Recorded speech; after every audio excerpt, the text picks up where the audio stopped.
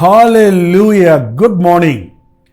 మరొక ప్రశస్తమైన రోజు, ఎందుకంటే యేసయ్య మరణమును జయించి తిరిగి లేచిన రోజు. ఆదివారం అండి, ఆలయానికి వెళ్ళాలి. ఇది పునరుద్ధానపు దినం. ప్రతి ఆదివారము ఆ ఆది సంఘములో వారు సమకూడారు. మరి ప్రభు రాకడ అతి సమీపమైన దినాలలో సమాజముగా కూడుకొనుట మానక సత్కార్యములు చేయుటకు, మేలు చేయుటకు, ఒకరినొకరు పురికొల్పుకున్నట్లుగా మీరు సమాజంగా తప్పకుండా కూడండి అని కూడా పౌలు హెచ్చరించాడు. బైబిల్లో హెచ్చరించబడుతుంది. కాబట్టి ఆదివారం ఆరాధనకు వెళ్ళటం అనేది ఆధ్యాత్మిక జీవితానికి ఎంతో మేలుకరమైనది. మీ మందిరాలకు వెళ్ళండి. ఇంట్లో కూర్చొని ఆరాధిస్తున్నాం, సోషల్ మీడియాలో వాక్యం విని, లైవ్లో వాక్యం విని చెప్పి ఊరుకోకండి. మీరు వెళ్ళి మీ సంఘాల్లో ప్రభువును ఆరాధించండి, వాక్యాన్ని వినండి, మోకరించి ప్రార్థించండి, దేవుని సన్నిధిలో ఆశీర్వదించబడండి. ఆయన ఆలయంలో నుండి మనల్ని ఆయన ఆశీర్వదిస్తాడని నమ్మండి. చిన్న ప్రార్థన, ఒక చిన్న వర్తమానం. మన మందిరాలకు వెళ్ళక ముందు, పరిశుద్ధుడా నీకు వందనములయ్యా. 6 దినములు నీవు కష్టపడి పనిచేసుకో, 7వ దినము నాకు విశ్రాంతి దినముగా ప్రతిష్ఠించమని ఆధ్యాత్మిక జీవితములో మేము బలపడినట్లుగా మందిరాలకు వెళ్ళుటకు నాకు మనసు దయచేయము. నీ మందిరంలో ఒక దినము గడుపుట 1000 దినముల కంటే శ్రేష్టమని పాడి ఊరుకోవటం కాక, చెప్పి మెదలకుండా ఉండటం కాక, అది అనుభవపూర్వకంగా అనుభవించి ధన్యులు ఒకటకు సహాయం చేయమని క్రీస్తు నామములో అడుగుచున్నాను తండ్రి, ఆమేన్. అవునండి, దేవుని మందిరము మనకి పెన్నిది, ఆయన సన్నిధి. ఆయన మందిరమునకు పరిశుద్ధం, దేవుని మందిరం పరిశుద్ధం అని వాక్యం సెలవిస్తుంది. దేవుని మందిరములో ఆయన స్తుతి ఉండాలి, యాగం ఉండాలి. దేవుని మందిరములో ఆయన తేజస్సు ఉండాలి, ఆయన మహిమ ఉండాలి. దేవుని మందిరములో దేవుని బిడ్డలమైన మనం పరిశుద్ధాలంకారములు ధరించుకొని ఆయన్ని ఆరాధించాలి. శుద్ధ హృదయులమై, విరిగిన హృదయులమై ఆయనకు ప్రార్థించుకోవాలి. అది ఆలయం. ఆయన మన మధ్య ఉంటారన్నాడు. ఎక్కడ 2, 3 నా నామములో కూడి ఉంటారో వారి మధ్యలో నేను ఉంటానన్న ప్రభు. మన విరిగి నలిగిన హృదయంతో ప్రార్థిస్తున్నప్పుడు మనకు ఆసన్నుడుగా ఉంటాడు. మనం ఆశతో ఆయన వాక్యము కొరకు కనిపెట్టినప్పుడు ఆయన మెల్లని స్వరములోని సత్యాన్ని, సారాన్ని మనం గ్రహించగలుగుతాం. కానీ ఈ అంచె దినాలలో క్రైస్తవ్యము ఆలయాలలో ఒక పద్ధతి, అంటే ఒక దేవుడు ఆశించిన స్థితి.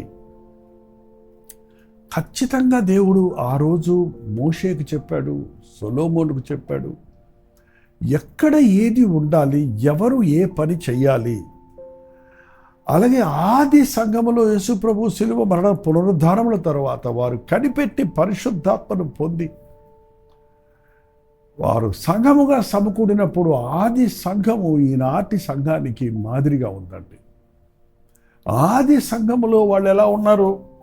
అపోస్తల కార్యాలు 2వ అధ్యాయము 42వ వచనం చదువుతున్నాను, వినండి. వీరు అపోస్తలుల బోధ యందును, సహవాసమందును, రొట్టె విరుచుట యందును, ప్రార్థన చేయుట యందును ఎడతెగక ఉన్నారు. 4 స్తంభాలు సంఘానికి. ఏంటంట? బోధ. ఏ బోధ పడితే ఆ బోధ కాదు. ఏంటండి? అపోస్తలుల బోధ. ప్రభువైన యేసుక్రీస్తునందు విశ్వాసం ఉంచుము, అప్పుడు నీవును నీ ఇంటి వారును రక్షించబడదురు. మీరు మీ హృదయం, మీ పాపముల కొరకు పాపములను ఒప్పుకొని మీరు మారుమనసు పొంది పాప క్షమాపణ నిమిత్తము ప్రతివాడు యేసుక్రీస్తు నామములో బాప్తిసం పొందుడి, అప్పుడు మీరు పరిశుద్ధాత్మను వరమును పొందుదురు. అది అపోస్తలుల బోధ సారం. ఈరోజు మందిరాలకు వెళ్ళే వాళ్ళు ఇంకా బాప్తీసం లేదనే వాళ్ళు ఉన్నారు, ఇంకా మేము పరిశుద్ధ ఆత్మను పొందుకోలేదనే వాళ్ళు ఉన్నారు. అసలు జీవితం మార్పు లేకుండానే మేము పుట్ట క్రైస్తవులము, మేము సనాతన క్రైస్తవులు అని చెప్పుకునే ఆర్భాటం చేసే విశ్వాసాలు అనబడిన వారు ఎందరో ఉన్నారండి. ఆది సంఘములో ఉన్న పునాది మారు మనస్సు. ఆ మారు మనసు పొందిన వారు ఆ బోధలో ఆధ్యాత్మికంగా దినదినాభివృద్ధి పొందాలి. మారు మనసు పొందడం అంటే కొత్తగా జన్మించటం. జన్మించిన శిశువు పాలను అపేక్షించినట్లు వాక్యమనే పాలను అపేక్షించమన్నాడు పేతురు. వాక్యముతో మనం పోషించబడాలి. అది డబ్బా పాలు కాదు, స్వచ్ఛమైన తల్లి పాలు తాగి జీర్ణించుకొని కన్నబిడ్డకు పాలు ఇచ్చేది ఆ రోజుల్లో. ఈ రోజుల్లో తల్లులకు బలం లేదు, పాలు తాగరు, డబ్బా పాలు, నీళ్లపాలు, కల్తీపాలు ఆ బిడ్డలకు పట్టిస్తున్నారు. అందుకనే పిల్లలు ఇవాళ బలం లేని వారికి ఉన్నారు. స్వచ్ఛమైన వాక్యాన్ని ఒక దైవజనుడు అనుభవించి ధ్యానించి అందించాలి. అది కొంతకాలమే. ఈ పాటికి మీలో చాలామంది ఇంకా చిన్నపిల్లలకు ఉన్నారు. మీకు బలమైన ఆహారం పెట్టలేకపోతున్నారు అన్నట్టు పౌల్లాగా పాలతోనే పెంచడం కుదరదండి. మీరు ఆధ్యాత్మికంగా ఎదుగుతున్నప్పుడు మీ అంతటా మీరు బలమైన ఆహారము తినాలి. క్రీస్తు కొరకు శ్రమ పడడం కోరుకోవాలి. సిలువెత్తుకుని ఆయన వెంబడించడం నేర్చుకోవాలి. అన్ని విధాల ఆధ్యాత్మిక శక్తిని పుంజుకొని ఆధ్యాత్మిక వీరులుగా, విశ్వాస వీరులుగా మనం సిద్ధమవ్వాలి. అది క్రైస్తవ జీవితం. కానీ ఎప్పుడు పసిబిడ్డల కిండర్ గార్డెన్ స్కూల్ లాగానే మందిరంలోకి వెళ్ళి పాస్టర్ గారులతో ప్రార్థన చేయించుకొని మనం వచ్చేయటం కాదు. అపోస్తుల బోధయందు, సహవాసమందు, చర్చిలో మనం సహవాసం చేస్తున్నాం. దేవుని బిడ్డలందరూ కలిసినప్పుడు దేవుని విషయాలు మాట్లాడాలి. పెళ్ళిళ్ళకి వెళ్ళే వాళ్ళు పెళ్లి విషయాలు మాట్లాడుకుంటారు. చావుకి వెళ్ళిన వాళ్ళు చావు విషయాలు మాట్లాడుకుంటారు. బిజినెస్కి వెళ్ళే వాళ్ళు బిజినెస్ విషయాలు మాట్లాడుకుంటారు. మందిరానికి వెళ్ళే వాళ్ళు అవన్నీ తెచ్చి మందిరంలో మాట్లాడితే ఎట్లా? మందిరంలోనికి వెళ్ళినప్పుడు దేవునిని ఘనపరిచే, దేవుడు చేసిన మేళ్ళ గురించిన సాక్ష్యం అవ్వటం, దేవుని ప్రేమను గురించి ధ్యానించటం, దేవుడు చేసిన ఆశ్చర్య అద్భుత కార్యాలను బట్టి వివరించటం, సహవాసం చేయటం, ఒకరితో ఒకరు కలిసి ఒకరినొకరు పురికొల్పుకోవడానికి, ఒకరినొకరు మేలుకొల్పుకోవడానికి, ఒకరితో ఒకరు కలిసి ప్రార్థించడానికి, ఒకరితో ఒకరు కలిసి ఏకీభవించడానికి, ఎదుట వారిని యోగ్యులుగా ఎంచడానికి, మందిరంలో ప్రేమ ఆప్యాయతలు పంచుకునేటం దేవుని మందిరంలో పునాది. రొట్టె విరుచుటయందు అందరం ఒక కుటుంబానికి చెందిన వారిమి, ఒకే రక్తము ద్వారా విమోచించబడిన వారిమి. మనందరం సిలువలో యేసుక్రీస్తు నా కొరకు చేసిన యాగాన్ని నమ్ముచున్నాము. ఇక్కడ జీవించినది నేను కాదు, నువ్వు కాదు, నువ్వు కాదు. మనందరం క్రీస్తు కొరకే జీవిస్తున్నాం. మనలో భేదాలు విభేదాలు ఉండకూడదు. మనందరం ఒకింటి వారిని, పరలోకపు సంబంధులం, పరలోక వారసులం అన్నది గ్రహించుకుంటూ సమభావన సహజీవనతో ప్రభువును ఆరాధించటం, ప్రార్థన చేయటం యందు ఎడతెగక ఉండాలి. ప్రార్థన చేయటం మన కోసమే కాదు, విజ్ఞాపన చేయటం. ఇంకా యేసును ఎరగని వారు, ఇంకా ఆయన ప్రేమను ఎరగని వారి కొరకు సంఘం ప్రార్థించాలి. సంఘం ప్రార్థిస్తే అద్భుతాలు జరుగుతాయి. సంఘంలో ప్రార్థన ఉండాలి, ఆరాధన ఉండాలి, స్తుతి యాగం ఉండాలి, అక్కడ ఆప్యాయత ఉండాలి, అక్కడ బోధ ఉండాలి, సరైన సందేశం ఉండాలి. ఖండించుటకు, బుద్ధి చెప్పుటకు, తప్పుదిద్దుటకు, శిక్షించుటకు ప్రయోజనకరమైన వాక్యం, ప్రకటించబడిన వాక్యం ఉండాలి. బుజ్జగించటం, నిద్రపరచడానికి కాదండి వాక్యం. కబుర్లు చెప్పటం ఎంటర్టైన్మెంట్ కాదండి ప్రసంగం అనేది మనుషుల హృదయ స్థితిని బయటపెట్టేదిగా ఉండాలి. దేవుని వాక్యం రెండంచెల ఖడ్గం కాబట్టి హృదయాంతరేల్యాల్లో దూరి మన తలంపులు, ఆలోచనలు కూడా పరిశోధిస్తుంది. కాబట్టి మనలో ఉన్న ఎటువంటి సాతాను తలంపు కానీ, ఎటువంటి పాయిజన్ విషము కానీ, ఎటువంటి నెగిటివ్నెస్, అపవాది సంబంధమైంది లేకుండా హృదయ శుద్ధిని, దేవా నన్ను పరిశోధించు, నన్ను పరిశీలించు, నీకు ఆయాసకరమైన మార్గము నా యందుందేమో చూడు అన్న దావీదులాగా ప్రార్థించాలి. ప్రార్థన, వాక్యము, ఆరాధన, పాటలు, సహవాసము సంఘ పునాది. దావీదు అన్నాడు కీర్తన 11లో 3వ వచనంలో, పునాదులు పాడైపోగా నీతిమంతులేమి చేయగలరు?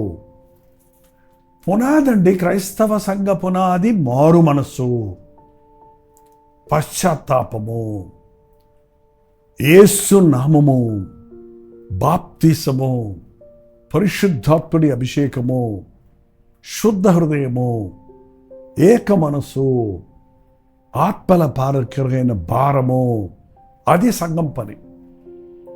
ఆ పునాదులు పోయినాయి. ఇప్పుడు సంఘంలో ఎందుకు సంఘాలంటే మెంబర్షిప్ పెంచుకోవడానికి. ఎందుకు సంఘం ఉందంటే మనందరం కలిసి ఏంటండి సత్యాగ్రహాలు చేస్తారంట కొంతమంది విశ్వాసులు. ఏమవసరం అండి మనకది? యేసయ్య మన పక్షంలో ఉండగా నీకు ఏ హాని కలగదు. ఏ హాని అయినా కలిగిందంటే ఇతరులను నీకు హాని చేస్తే దేవుడు దానికి రెండంతలు నీకు మేలు చేస్తాడు.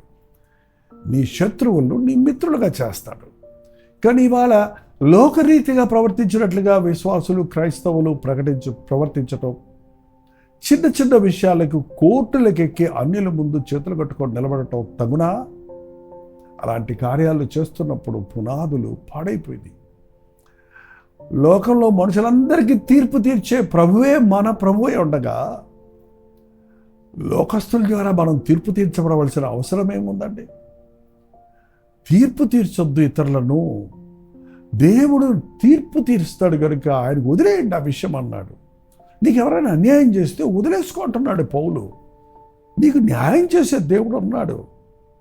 కానీ ఈ రోజున లోకస్తుల వలె దెబ్బకు దెబ్బ, పంటికి పన్ను, కక్షలు, పగలు, భేదాలు, విభేదాలు, సంఘములోనే అనేకమైన పార్టీలు, గుంపులు, ఒకడు అవునంటే ఇంకొకరు కాదంటే, ఇదంతా జరుగుతున్నప్పుడు ఏమైపోయినట్టు? చర్చ్ అనే పేరుంది కానీ పునాదులు పాడైపోయినాయి. పునాది పాడైపోతే బిల్డింగ్ పడిపోద్ది కదండి. పునాది పాడైపోతే అక్కడ పైన ఏముంటుంది? ఇక్కడ పునాదులు పాడైపోగా నీతిమంతులు ఏం చేయగలరు? ఎవడో ఒకడో ఇద్దరు అందులో అసూరం అంటుంది.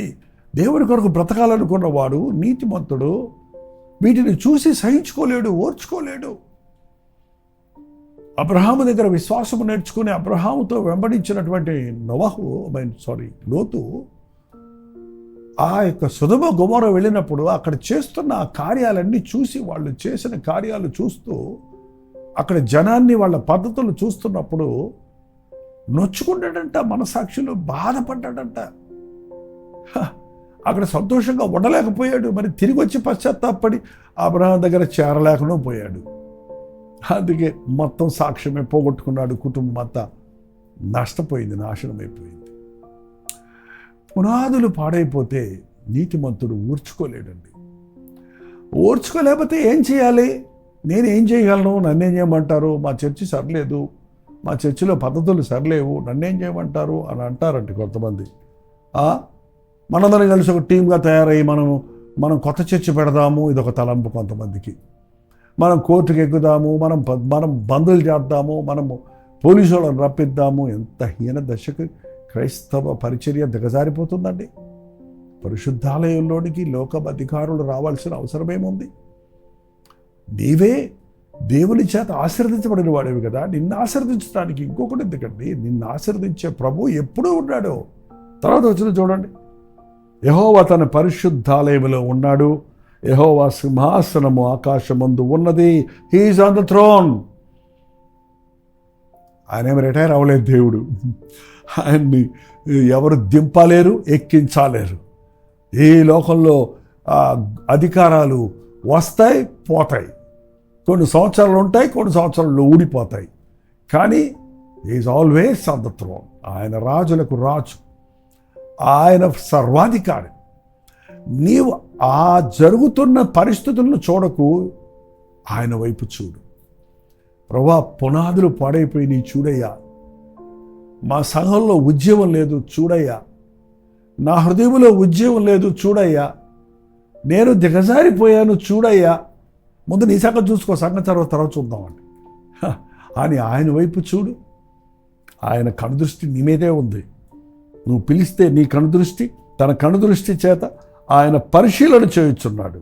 యెహోవా నీతిమంతులను పరిశీలించుచు దుష్టులను, బలాత్కారులను ఆయన అసహ్యులో. ఆయన చూస్తూనే ఉన్నాడు.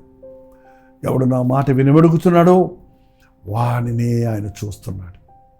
దేవుడు నిన్ను చూస్తున్నాడు అని గుర్తుపెట్టుకుంటే ప్రతి సంఘంలో ఉన్న విశ్వాసి, ప్రతి సేవకుడు మనుషుల మెప్పులు కాదు నాకు కావాల్సింది, పాస్టర్ గారి మెప్పులు కాదు మాకు కావాల్సింది, ఒకరి మెప్పులు ఒకరు కాదు నాకు కావాల్సింది. దేవుని మందిరానికి వెళ్ళినప్పుడు నన్ను ఎవరు కనపరచక్కర్లేదు, నన్ను ఎవరు మర్యాద చేయక్కర్లేదు, నన్ను ఎవరు గొప్ప చేయక్కర్లేదు, నన్ను ఎవరు గుర్తించక్కర్లేదు. నా ప్రభు నన్ను గుర్తిస్తే చాలు, నా హృదయాన్ని చూసే ప్రభు ముందు నేను సరిగా ఉంటే చాలు అన్న ధ్యాస నువ్వు కలిగి ఉంటే, నీ సంఘములో సరిలేకపోయినా, పునాదులు సరిలేకపోయినా, పునాదులు పాడైపోయినా, నువ్వు యేసు వైపు చూస్తే ఆయన కడవరి ఉజ్జీవాన్ని పంపిస్తాడు. ఆయన తన ఆలయంలో ఉండి, ఆ రోజు చూసారా, కొరడా తీసుకొని వచ్చి ఆలయాన్ని పరిశుద్ధపరిచినట్లు ఈరోజు కూడా మనం ప్రార్థిస్తే ఆయన పరిశీలిస్తూనే ఉన్నాడు, చూస్తూనే ఉన్నాడు. మనుషుల్ని, గర్విష్ఠుల్ని దింపేవాడు ఆయన, దీనులను హెచ్చించేవాడు ఆయన. దీనులమై ఉందాం, దేవుని చేత దీవించబడదాం. ప్రార్థన. పరిశుద్ధుడ, ప్రేమగల తండ్రి, క్రైస్తవ జీవితాన్ని నాయన మారు మనస్సు అనే పునాది రాయి మీద, ఆ పునాది క్రీస్తే అని మేము గుర్తించి, క్రీస్తు మీద ఆధారపడే జీవితాన్ని, నీలో నిలిచి ఫలించే జీవితాలను, నీ వైపు చూచి దీవించబడే అవకాశాలను మా కొరకు, మా సంఘముల కొరకు, మా పరిచర్యల కొరకు నీ వైపు చూచిన ఆయన ప్రతిఫలమిచ్చేవాడివి నీవే, ప్రతిక్రియ చేసేవాడివి నీవే. అద్భుతాలు, ఆశ్చర్యాలు చేసి ఆలయాలను నిలబెట్టగలిగిన వాడివి నీవే. జారిపోయిన వారిని లేవనెత్తగలిగిన వాడివి, పాడైపోయిన వారివి బాగు చేయగలిగిన వాడివి నీవేనని నీ వైపు చూచి మొరపెట్టుకునే విశ్వాస జీవితాలు మా ఒక్కొక్కరికి దయచేయమని క్రీస్తు నామములో అడుగుచున్నాను తండ్రి. ఆమేన్. మన తండ్రి అయిన దేవుని యొక్క ప్రేమయు, కుమారుడైన క్రీస్తు యొక్క కృపయు, ఆదరణకర్త అయిన పరిశుద్ధాత్మ యొక్క సహవాసమును కూడి వచ్చిన మనందరికీ ఇప్పుడును సదాకాలము తోడై ఉండును గాక. ఆమేన్. దేవుని స్తోత్రం. మీ ప్రార్థనా స్తుతులు పారాలు 954041 నెంబర్కి, ఇతర దేశాల్లో ఉంటే 91001000 నెంబర్కి తెలియజేస్తున్నాండి. మీకోసం మేము ప్రార్థిస్తున్నాం, మీరు కూడా ప్రార్థించండి, తప్పక దేవుడు జవాబిస్తాడు. ప్రభు చిత్తమైతే కల్వరి చర్చిలో జరిగే ఆరాధనలు మీకు లింక్ ఇస్తాం. మీ అనుకూలతను బట్టి వీక్షించండి, మీ మందిరాలకు వెళ్ళి దేవుణ్ణి ఆరాధించండి. మీరు మిగిలిన సమయం అంతా కూడా దేవుని వాక్యం ధ్యానించాలి. ఆదివారం అంతా దేవునితో గడపండి. అలాగే మధ్యాహ్నం 3 గంటలకు హెచ్చరిక, సాయంత్రం 9 గంటలకు కల్వరి ప్రతి తోడలో మళ్ళీ కలుసుకుందాం. అందరూ దేవుని మహాకృప మీకు తోడైనది గాక.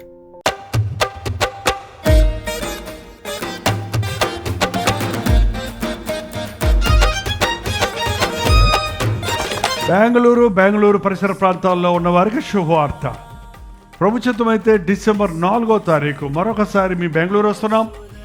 మధ్యాహ్నం 2 గంటల నుంచి 5 గంటల వరకు, 6 గంటల నుంచి 10 గంటల వరకు 2 సెషన్స్గా 1 డే గెట్ టుగెదర్ను బెంగళూరులో ఏర్పాటు చేస్తున్నాం.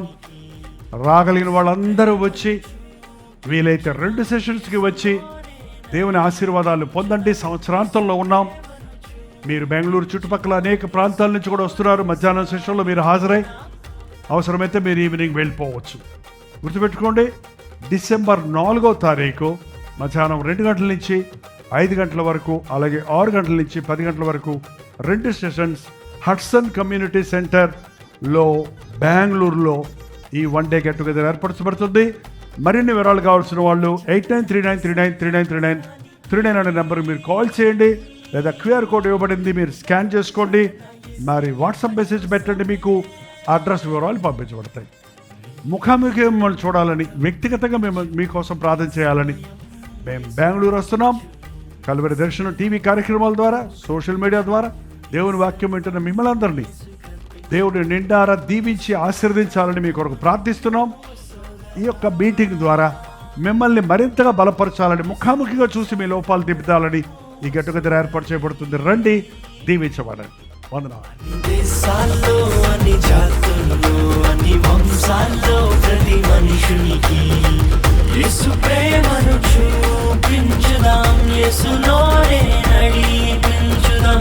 యేసు ప్రేమను చూపించుదాం, యేసుతోనే సాగిపోదాం.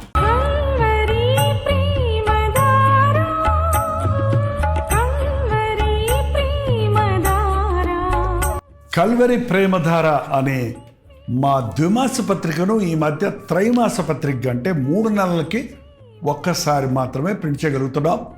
మరి గత 40 సంవత్సరాల పైబడి కొనసాగుతున్న ఈ పత్రికను ఆపు చేయటం ఇష్టం లేక దీన్ని త్రైమాస పత్రికగా మార్చున్నాం. మీరు కలువరి ప్రేమధార పత్రికను చదువుతున్నారా? ఒక ఉచిత పత్రిక కావాలంటే ఇవ్వాలే మీ పేరు, చిరునామా, అడ్రస్తో పాటు ఇంటి నెంబర్తో పాటు క్లియర్గా పంపించండి. తప్పకుండా ఒక ఉచిత పత్రికను మీకు పంపిస్తాం.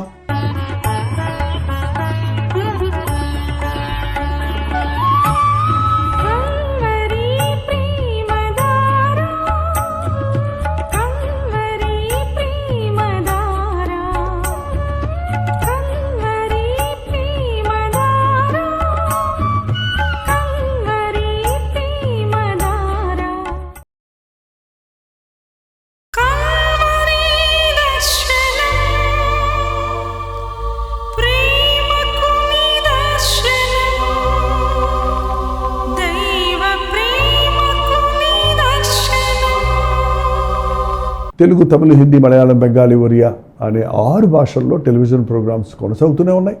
భారభరితమైన పరిచయంలో మీరు సహకరించాలని ఆశిస్తే, ప్రభు మిమ్మల్ని ప్రేరేపిస్తే మీ విరాళాలు, కానుకలు మనకి మీరు పంపించవచ్చు. అవి నేరుగా టీవీ ఛానల్స్కి వెళ్తాయి. అందులో ఏది మేము మా సొంత ఖర్చుల కొరకు ముట్టుకోవటం లేదు, వేరే పరిచయ కొరకు ముట్టుకోవటం లేదు. టెలివిజన్ పరిచయలో ఇంకా సువార్త వినని వారికి అది అందించాలని ఆశతో ఒక 20 సంవత్సరాలుగా కొనసాగుతున్న పరిచయం కొరకు ప్రార్థించండి, మీ సహకారాన్ని అందించండి. ఈ విషయం మీకు ఇంకా వివరాలు కావాలంటే 89393939 అనే నెంబర్కి మార్నింగ్ 10 నుంచి ఈవినింగ్ 10 లోపల మీరు ఫోన్ చేయండి. వివరాలు మీకు తెలియజేస్తాం.